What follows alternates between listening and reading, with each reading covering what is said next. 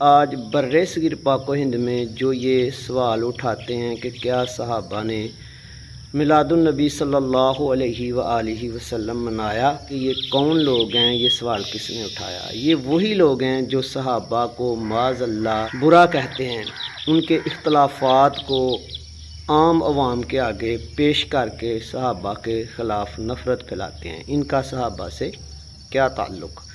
یہ وہی لوگ ہیں کہ اگر آپ اپنی مادری زبان میں کسی کو جمعہ کے دن جمعہ مبارک کہہ دیتے ہو تو کہہ دیتے ہیں کہ صحابہ نے کیا کہا، یا آپ عید مبارک کہہ لو تو چھوڑتے نہیں، کہتے ہیں صحابہ نے عید مبارک کہا۔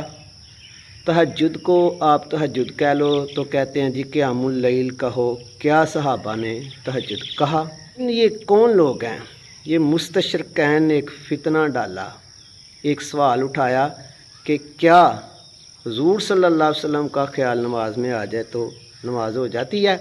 میلاد کے منکروں نے کہا غیر اللہ کا خیال نماز تو رہے گی نہیں، لیکن جو میلاد منانے والے ہیں انہوں نے کہا کہ کیا آپ نے دیکھا نہیں حضرت ابو بکر صدیق رضی اللہ تعالیٰ عنہ جب نماز پڑھتے تو یاد سے کہتے السلام علیکہ ایھا النبی، اور یاد سے پڑھتے اللہم صلی علی محمد وعلی آل محمد۔ یہ وہی لوگ ہیں جو مشرکوں کی بات نہیں کریں گے، لیکن مسلمانوں کو مشرک اور بدعتی کہنے میں کمپرومائز نہیں کریں گے۔